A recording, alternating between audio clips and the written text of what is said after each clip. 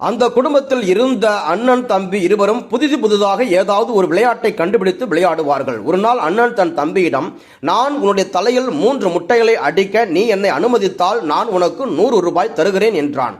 சிறிது நேரம் நிதானமாக யோசித்த தம்பி போட்டிக்கு சம்மதம் தெரிவித்தான். இதையடுத்து அண்ணன் தன் தம்பியின் தலையில் 2 முட்டைகளை வேகமாக அடித்தான். இதனால் தம்பியின் தலை பார்ப்பதற்கு அலங்கோலமானது. ஆனாலும் அவன் இன்னும் ஒரு முட்டையை அண்ணன் என் தலையில் அடித்துவிட்டால் 100 ரூபாய் கிடைத்துவிடும் என்ற எதிர்பார்ப்போடு இருந்தான். 3வது முட்டையை அண்ணன் தன் தம்பியின் தலையில் அடிப்பதற்கு தாமதப்படுத்தினான். 3வது முட்டையை என் தலையில் அடிப்பதற்கு நீ ஏன் இவ்வளவு தாமதப்படுத்துகின்றாய்? முதல் 2 முட்டைகளை எவ்வளவு வேகமாக அடித்தாயோ அவ்வளவு வேகமாக இந்த 3வது முட்டையையும் அடிக்க வேண்டியதுதானே என்று தம்பி அண்ணனை பார்த்து கேட்டதற்கு அண்ணன், 3வது முட்டையையும் நான் உன்னுடைய தலையில் அடித்து விட்டால் 100 ரூபாய் உனக்கு தர வேண்டும் அல்லவா? இப்போது என்னிடம் 1 ரூபாய் கூட இல்லை. அப்படி இருக்கும்போது 100 ரூபாயை உனக்கு எப்படி தருவது? அது பற்றி தான் யோசித்துக் கொண்டிருக்கிறேன் என்றான். இதை கேட்ட தம்பி அண்ணன் தன்னை ஏமாற்றி விட்டான் என்று அவனை தாக்குவதற்கு கொலைவெறியோடு அவன் மீது பாய்ந்தான். வேடிக்கையான நிகழ்வாக இது இருந்தாலும் இன்றைக்கு மனிதர்கள் எப்படி கொடுத்த வாக்கை மீறுகிறார்கள் என்பதை அப்படியே பதிவு செய்கின்றது.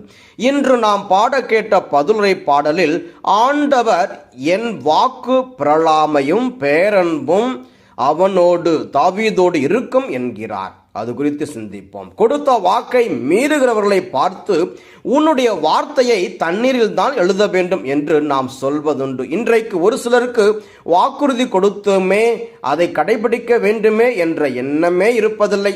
ஆனால் இதற்கு முற்றிலுமாக ஆண்டவர் வாக்கு மாறாதவராக இருக்கின்றார். முகில்களை தொடுகின்றது அவரது வாக்கு பிரலாமை.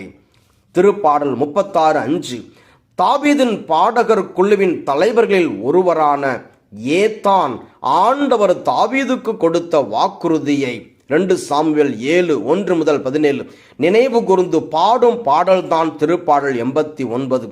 இத்திருப்பாடல் எகிப்து மன்னன் சீசாக்கு எருசலேம் மீது படையெடுத்து வந்து அங்குள்ள விலையுறந்த பொருள்களை எல்லாம் கவர்ந்து சென்ற பின் பாடப்பட்ட பாடல். 1 அரசர் 14:25-26. எனவே எதிரிகளால் நாடு சூறையாடப்பட்டதால் ஆண்டவர் தாவீதுக்கு கொடுத்த வாக்குறுதியை நினைவு கூர்ந்து நாட்டை முன்னைய நிலைக்கு கொண்டு வர வேண்டும் என்று ஏத்தான் ஆண்டவரிடம் வேண்டுகிறார். ஆண்டவர் வாக்கு மாறாதவர் அல்லவா? அதனால் அவர் நாட்டை முன்னைய நிலைக்கு கொண்டு வந்து தனது வாக்கு பிரலாமையை என்பிக்கின்றார்.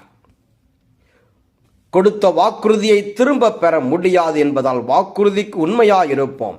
கடவுள் கொடுத்த வாக்குறுதியில்